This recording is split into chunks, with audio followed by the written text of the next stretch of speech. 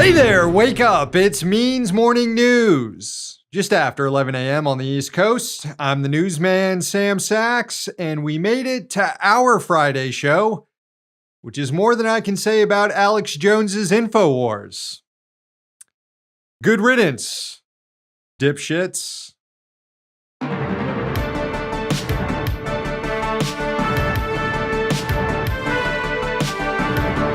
President-elect Donald Trump nominated a man who's controlled by brainworms to lead one of the largest federal departments in the U.S., Health and Human Services. Robert Kennedy Jr. has promised to stop all NIH research on infectious disease treatments, to create a mass dental crisis by removing fluoride from the water, and to bring back once eradicated diseases by making childhood vaccination against things like polio optional. Optional for now. We'll see how long the vaccines are even available for. We've actually seen RFK Jr.'s so-called vaccine skepticism play out with disastrous results. 2019, 83 people, mostly children, died of measles in Samoa after Kennedy visited the island to spread skepticism about the measles vaccine and to promote crank anti-vaccine voices. Kennedy jumped on the issue in Samoa after 2 infants died following a measles vaccine injection. He used their deaths to sow fear about vaccinations, even though a later investigation found that the deaths weren't actually caused by the vaccine, but a mistake by the nurse. As for the millions of people in the U.S. left behind by the Biden administration during the COVID pandemic, people who are immunocompromised and at enhanced risk should they get the virus, or those who are currently suffering from long COVID, RFK Jr. won't provide any relief either, especially if you're Jewish or of Chinese descent, because Kennedy thinks COVID-19 was actually engineered genetically to spare those people. Of course, the fatal flaw at the center of RFK Jr.'s pledge to make America healthy again is the fact that he doesn't even support Medicare for all. Public Citizen released a statement blasting the nomination. Quote, Robert F. Kennedy Jr. is a clear and present danger to the nation's health. He shouldn't be allowed in the building at the Department of Health and Human Services, let alone be placed in charge of the nation's public health agency. All of this does overlook the historic nature of Kennedy's nomination, though. Yeah, if he's confirmed, it would be the first cabinet secretary ever descended from larvae. That's only if he's confirmed before Matt Gaetz, though.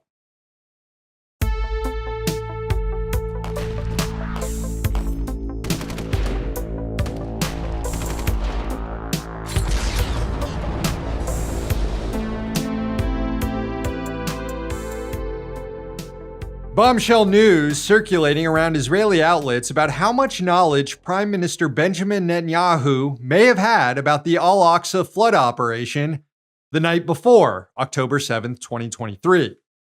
Ynet News reported that hours before the attack led by Hamas and other Palestinian resistance groups, the Prime Minister's office received a great deal of information that something was afoot, including that Hamas senior leaders had taken cover in protected areas. The most important information, though, was related to SIM card activity. A Shin Bet intelligence operation had gained access to a number of Israeli SIM cards that were in the hands of a Hamas brigade. If an attack was launched on Israel, fighters from Gaza would have to use Israeli SIM cards in order for their phones to work to communicate.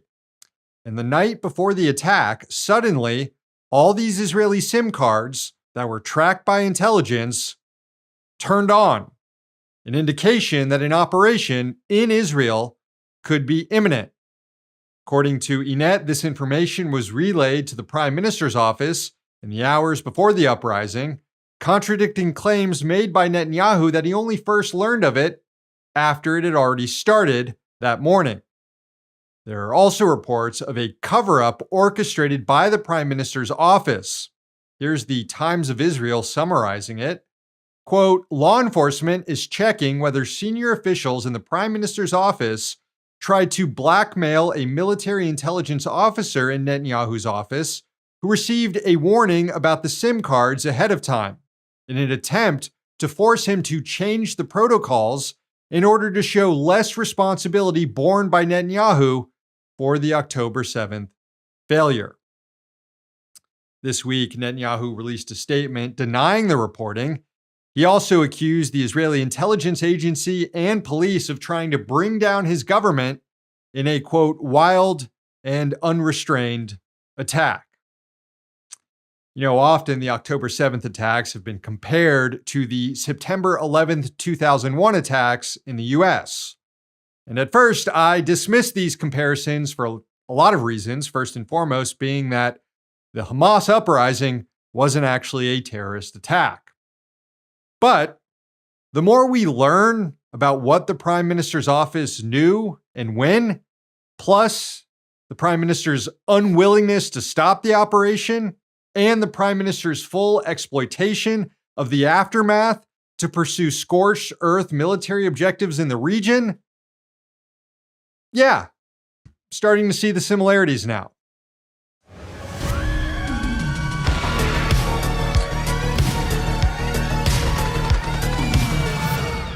There's been a breakthrough in our understanding of the universe.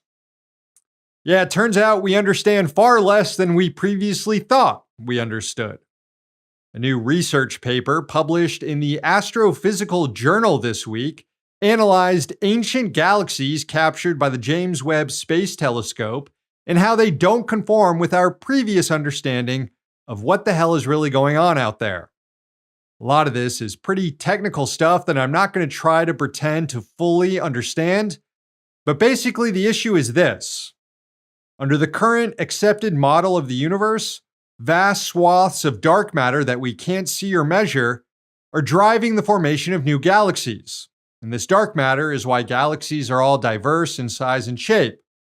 But if this theory is accurate, then it demands that the earliest galaxies, the ones formed shortly after the Big Bang, should be smaller, more primitive, less bright.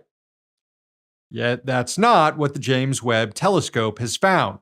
Instead, according to the journal, it's found, quote, galaxies in the early universe appear to have grown too big, too fast, assembling into massive monolithic objects more rapidly than anticipated. So these findings suggest there could be an alternative explanation to galaxy formation beyond dark matter. One of them could be a theory put forward in the 1980s known as modified Newtonian dynamics, which posits that gravity behaves differently than observed at the edges of galaxies. And this theory would help explain the large galaxies in the earliest epochs of the universe, but it doesn't explain other observed phenomena in the cosmos. And that puts astronomers in a weird spot right now. As the paper's authors concluded, quote, we find ourselves caught between two very different theories that seem irreconcilable despite applying to closely related yet incommensurate lines of evidence. Yeah, I can actually relate. I find myself in that position all the time.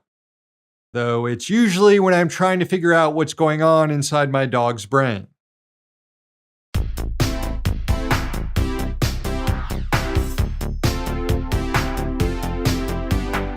All right, friends, let's get right to it. The weekend is almost here. There's only one thing left to do. This week's Rich Dick is Vivek Ramaswamy. So after Trump's election, Vivek was given a made-up job in the incoming administration, a position he actually has to share with Elon Musk. They'll be co-heading the so-called Department of Government Efficiency. Because what's more efficient than needing two people to do one person's job? This is not a real department. It's some office that's being set up in the White House that won't actually have the power to do anything but issue reports and make noise. But Musk is extremely excited about it. He spent over $100 million on electing Trump, which should yield him some real power in the administration. But kind of like that scene in Dumb and Dumber when Harry and Lloyd come across that briefcase full of money and just spend it all on the stupidest shit imaginable, Musk is cashing in all his credits on a meme department. He is having a field day with the acronym, though, Doge. He's selling merchandise around it. And an added benefit for him here is that he probably still has holdings in Dogecoin, and he could use the existence of the Doge to boost those Doge holdings. Yeah, somehow the election opened up an even more stupid timeline that we all have to live through now. But back to Vivek, who probably thought he was going to get a real cabinet position.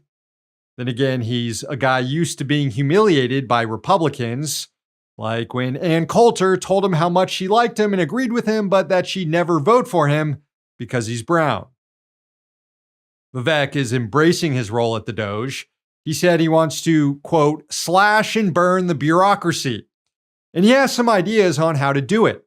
Vivek's been sharing them on the podcast circuit. Here's one of them from the Tucker Carlson podcast.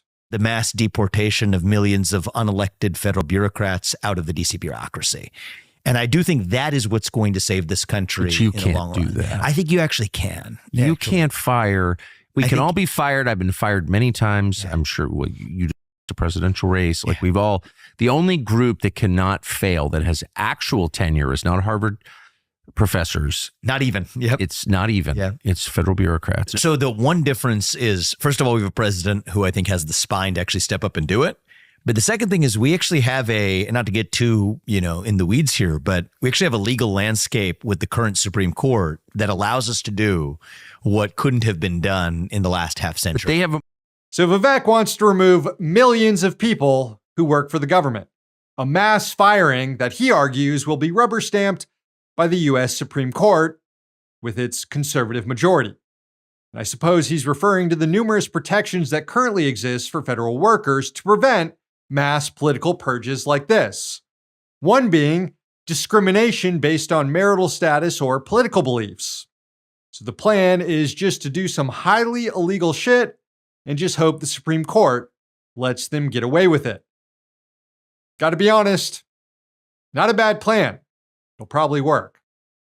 Here's another idea Vivek had, which he thinks could get around the whole issue of discrimination-based firing, which is illegal. Take a look. Get in there on day one. Say that anybody in the federal bureaucracy who is not elected representatives obviously are elected by the people, but of the people who are not elected, if your social security number ends in an odd number, you're out. If it ends in an even number, you're in. There's a 50% cut right there. Of those who remain, if your social security number starts in an even number, you're in.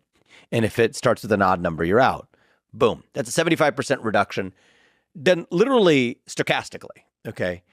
One of the virtues of that, it's a thought experiment, not a policy prescription. But one of the virtues of that thought experiment is that you don't have a bunch of lawsuits you're dealing with about gender discrimination or racial discrimination or political viewpoint discrimination. Actually, the reality is you didn't bring the chisel, you brought a chainsaw. I guarantee you, do that on day one and do step two on day two. On day three, not a thing will have changed for the ordinary American. Nothing would have changed, huh? Unless you're one of the millions of people who just lost their job. That'd be a big change. People that include food and water inspectors, nuclear plant watchdogs, medical researchers, park rangers, customer service staff at various federal agencies that people rely on.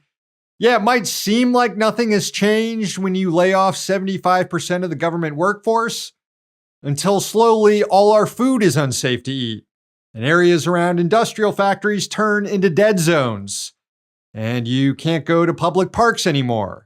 And you can't get through to anyone at the Social Security office because there isn't the staff to answer phones. And a nuclear power plant melts down. Are we really focused on government efficiency, or are we just trying to turn the US into a libertarian hellscape? I know it's the latter, but if it was actually the former, if Vivek and Elon actually cared about reducing federal spending and bloat, They'd go after the department that's never passed an audit, a black hole of federal resources, the fucking Pentagon.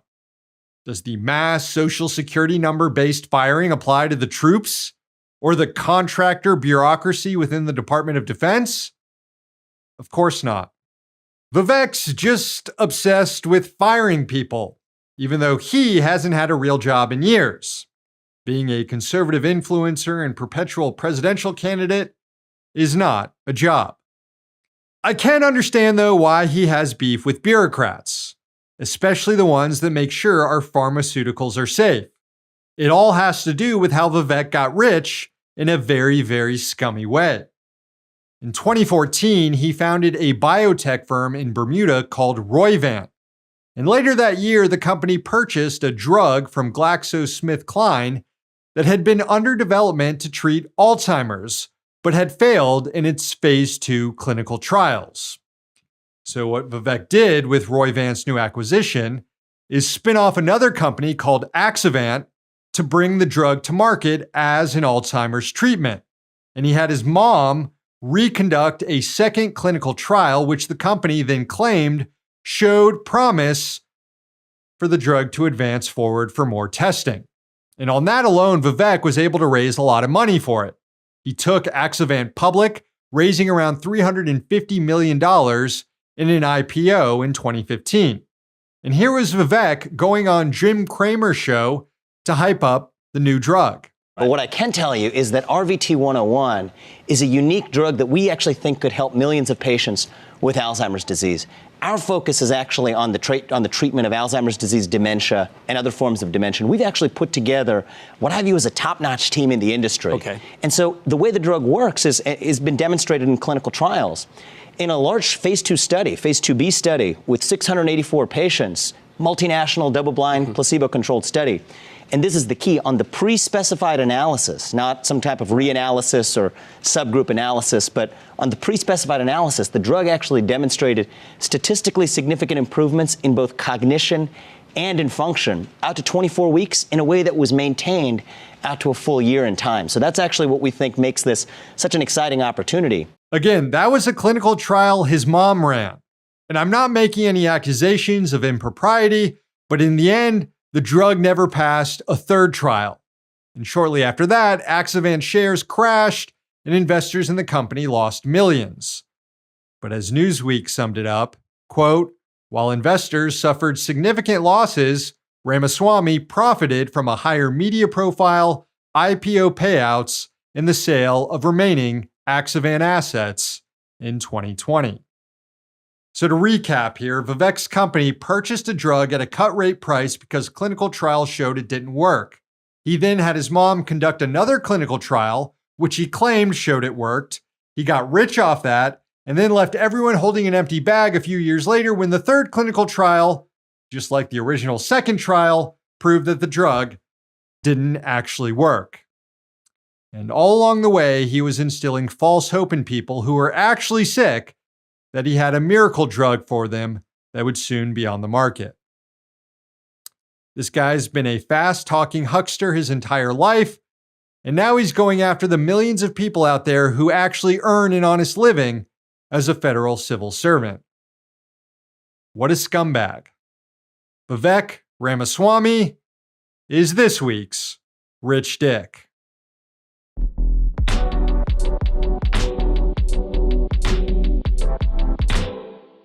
All right, we're ending the show today with a sunrise from New Hampshire. It was sent in by Andrew in Franconia Notch, atop North Kinsman Mountain. Enjoy.